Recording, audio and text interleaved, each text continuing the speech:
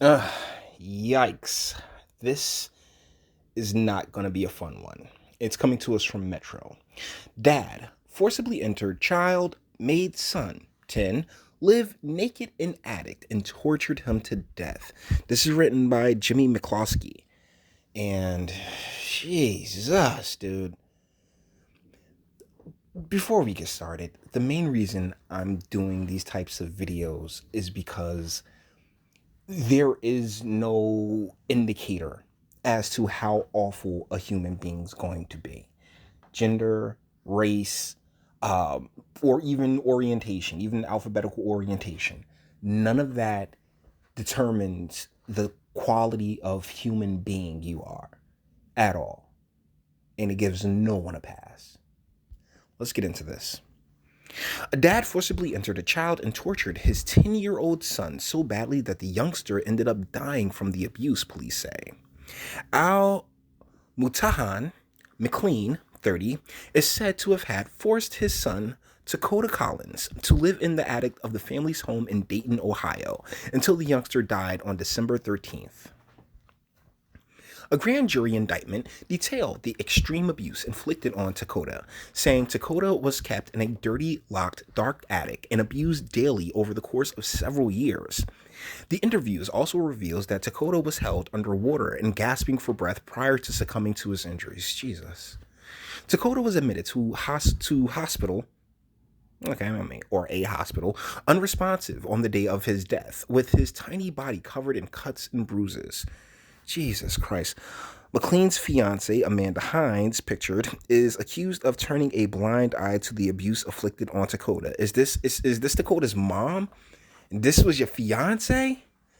Bruh, mud shark, swimming in the deep. McLean has since been indicted on counts of endangering children, felonious assault, and forced entry of a child younger than 13.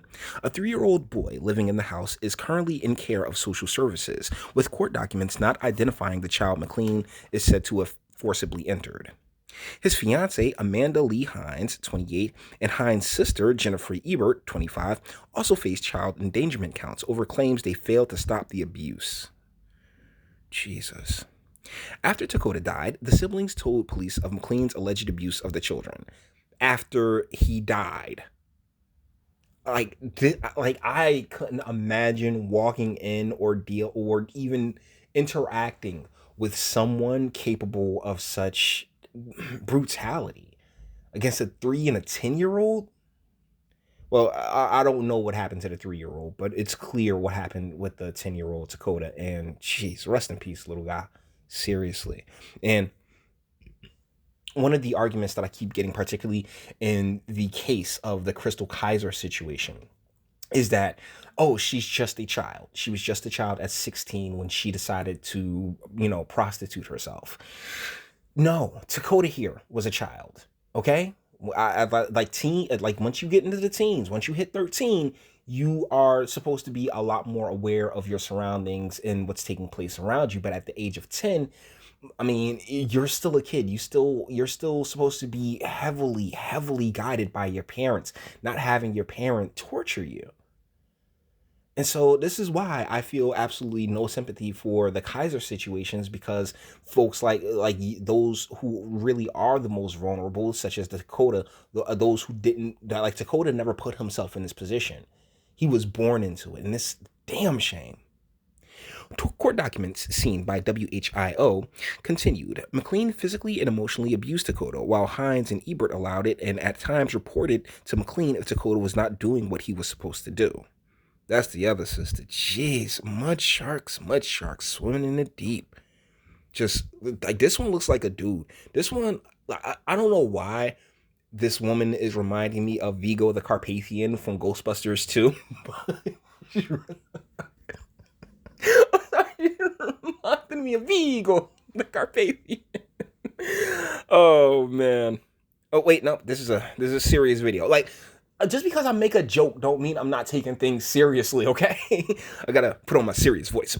serious voice. Okay, we're gonna finish this with a serious voice. Hines and Ebert knew that reporting to McLean would result in a beating. None of the parties attempted to get Dakota help during all these years of abuse. Dakota was homeschooled, meaning the abuse the youngster reportedly suffered went on behind closed doors. So that's the end of everything all the main meat and potatoes of this video of the article that we're reading. But okay, I can't keep that up for but so long.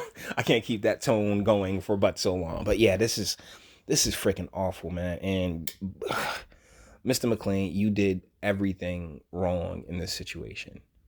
Everything wrong. Dakota deserved better than that. He did. Rest in heaven, little dude.